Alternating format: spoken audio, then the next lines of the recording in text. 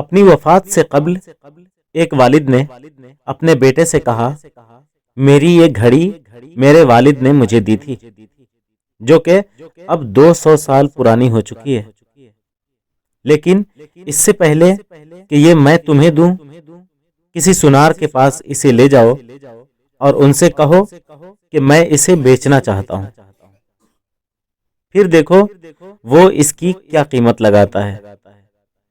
بیٹا سنار کے پاس گھڑی لے کر گیا، واپس آ کر اس نے اپنے والد کو بتایا کہ سنار اس کے 25,000 قیمت لگا رہا ہے، کیونکہ یہ بہت پرانی ہے۔ والد نے کہا کہ اب گروی رکھنے والے کے پاس جاؤ۔ بیٹا گروی رکھنے والوں کی دکان سے واپس آیا اور بتایا کہ گروی رکھنے والے اس کے 1500 قیمت لگا رہے ہیں، کیونکہ یہ بہت زیادہ استعمال شدہ ہے۔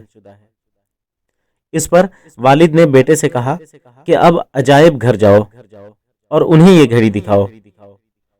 وہ عجائب گھر سے واپس آیا اور پرجوش انداز میں والد کو بتایا کہ عجائب گھر کے محتمم نے اس گھڑی کے 8 کروڑ قیمت لگائی ہے، کیونکہ یہ بہت نایاب ہے اور وہ اسے اپنے مجموعہ میں شامل کرنا چاہتے ہیں۔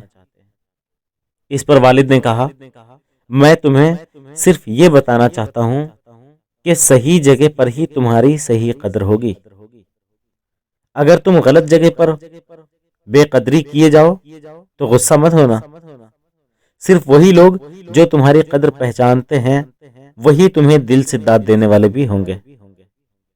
اس لیے اپنی قدر پہچانو اور ایسی جگہ پر مت رکنا جہاں تمہاری قدر پہچاننے والا نہ ہو۔